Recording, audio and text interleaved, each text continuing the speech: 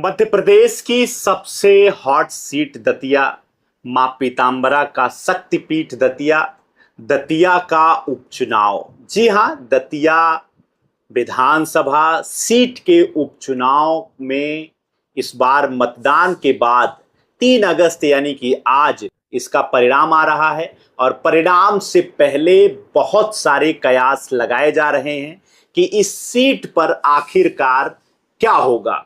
दतिया एक महत्वपूर्ण सीट, जो सीट सबसे पहले नतीजे आने के पहले यहां पर यह माना जा रहा है कि भारतीय जनता पार्टी क्या भीतर घात का शिकार हो रही है या फिर दोनों पार्टियों में भीतर घात की वजह से यहां पर तीसरा कोई चुनावी मैदान को जीत लेगा। इन सब के बारे में आज के अपने इस वीडियो में आपको हम जानकारी देंगे। जी हाँ, नमस्ते, मेरा नाम है अंजनी और आप देख रहे हैं गांव देहात। नतीजों से ठीक पहले कांग्रेस के प्रत्याशी रहे पूर्व विधायक राजेंद्र भारती को पार्टी ने सस्पेंड कर दिया, जिसके बाद भारती ने कांग्रेस उम्मीदवार पर ही बीजेपी से मिल करके चुनाव लड़ने की साठगांठ करने का उन्होंने आरोप लगाया। दूसरी तरफ बीजेपी ने अपने सबसे कद्दावर नेता, एक समय में जो नेता मुख्यमंत्री पद का दावेदार था, उस नेता का भारतीय जनता पार्टी ने टिकट काट दिया। उसकी जगह पर दूसरे को जो है भारतीय जनता पार्टी ने अपना प्रत्याशी बनाया और वो नाम है नरोत्तम मिश्रा का। नरोत्तम मिश्रा के टिकट कटने के बाद समर्थकों ने कई किलोमीटर की लंबी लाइन लगाई, जाम लगाया और मांग की कि दादा को फिर से टिकट दिया जाए। लेकिन दादा कई मंचों से टिकट ना पाने का उनको मलाल था, उनके आंखों में आंसू थे, वो रो रहे थे। इसके बावजूद भी वो भारतीय जनता पार्टी के प्रत्याशी को जिताने की कई मंचों से सार्वजनिक रूप से उन्होंने अपील भी की।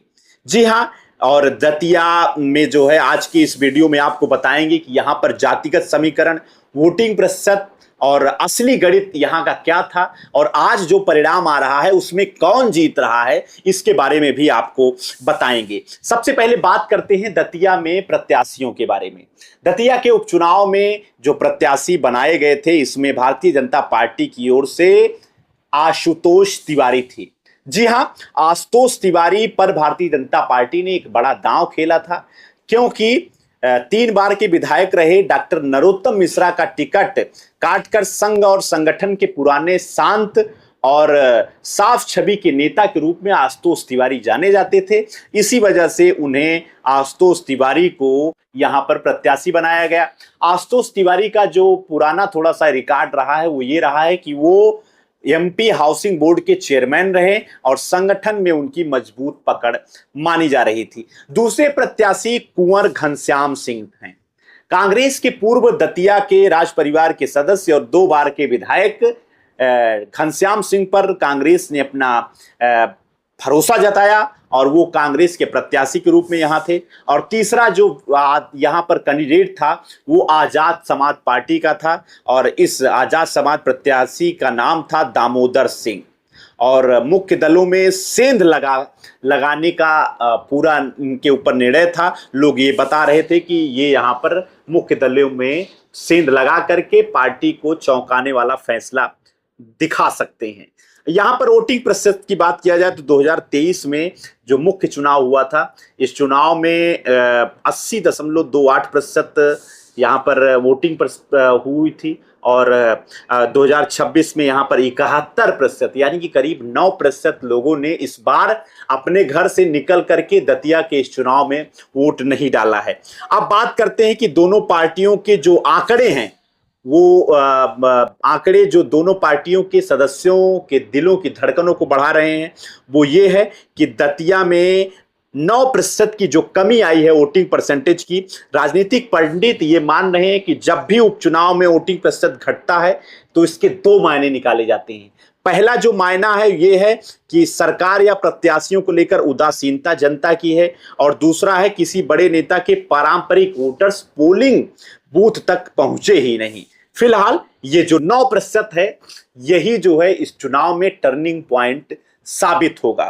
फिलहाल अगर दतिया की जातिगत समीकरण की बात किया जाए तो दतिया का जो जातिगत समीकरण है वही जो है इस सत्ता की असली चाबी माना जा रहा है। दतिया में ब्राह्मण मतदाता करीब 14.8% हैं, 15% के करीब यहाँ पर ब्राह्मण हैं और ये जो ब्राह्मण है इनकी संख्या 30 से 35 हजार की है। यानी कि नरोत्तम मिश्रा का जो कोर वोटर था वो ही भाजपा का कोर वोटर था, ब्राह्मण ही यहाँ का निर्णायक कोर वोटर था और इनका टिकट कटने की वजह से ब्राह्मण समुदाय में जरूर थोड़ी सी नाराजगी है। हालांकि जिस प्रत्याशी को यहाँ पर टिकट दिया गया आशीष तिवारी वो भी ब्राह्मण ही हैं, तो इस वजह से बहुत ज्यादा भाजपा को नुकसान यहां पर होता नहीं दिखाई दे रहा है। और यहां पर अहिरवार या जाटो समाज के भी करीब 35 से 40 हजार वोटर हैं और ये अनुसूचित जाति का सबसे बड़ा धड़ा जो है वो कांग्रेस की ओर है, यानी कि जाटो समाज जो है कांग्रेस की ओर है। 40 हजार वोटर्स यहां पर हैं जो कांग्रेस को इस बार अपना वोट हमेशा से देते आए हैं। यहां पर कुशवाहा समाज के भी 28 से 30 हजार वोटर हैं, यानी कि 12% यहां पर कुशवाहा समाज के लोग हैं और दोनों दलों ने इन समाज के वोटर्स को साधने की पूरी कोशिश की है और वो पीछे नहीं हटे हैं कि इस समाज के लोग उनको वोट ना दें। अन्य जातियों की बात किया जाए तो 7% के करीब यहां यादव हैं, 6% लोधी हैं, 3% ठाकुर हैं और मुस्लिम मतदाता 7 से 8 हजार के रूप में निर्णायक मतदाता के रूप में वो यहाँ पर जो है हैं। फिलहाल भारतीय जनता पार्टी में अगर भीतर घात की बात किया जाए तो वो भी बहुत बड़ा यहाँ का मुद्दा रहा है। राजेंद्र भारती और घनश्याम सिंह के बयानों की वजह से भी जो है यहाँ पर भीतर घात कांग्रेस का है। नतीजों के एन वक्त पहले ही घनश्याम सिंह ने आरोप लगाया कि पार्टी के ही कुछ नेताओं ने भीतर घात किया है और इस वजह से पूर्व विधायक राजेंद्र भारती को कांग्रेस ने यहां पर सस्पेंड किया है और नरोत्तम मिश्रा से चंदा लेकर के घनश्याम सिंह चुनाव लड़ रहे हैं, ये भी बातें सामने आई है। और बीजेपी की जो साइलेंट की चुनौती है, यानी कि नरोत्तम मिश्रा बहुत ज्यादा दुखी थे अपनी टिकट कटने की वजह से और उसके बावजूद भी उन्होंने समर्थकों के साथ प्रचार में उतरे, डैमेज कंट्रोल उन्होंने किया और उसके बावजूद भी बीजेपी के ही 9% वोटर्स इस बार मैदान में वोट करने नहीं आए, पोलिंग बूथ तक नहीं पहुंचे हैं। फिलहाल यहां पर लबुलयाब यही है कि दतिया का यह उपचुनाव भीतर घात मैनेजमेंट का चुनाव बन चुका है। कांग्रेस में भी भीतर घात हुई और ये आरोप लगाया जा रहा है कि भारतीय जनता पार्टी में भी भीतर घात हुआ है।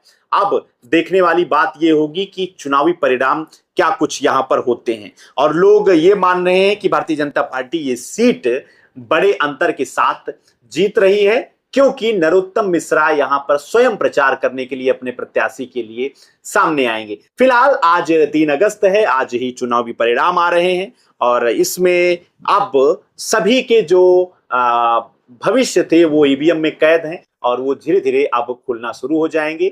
ये तो एक चुनाव परिणाम से मतदान से मतगणना के पहले की हमने आपको पूरी जानकारी उपलब्ध कराई है।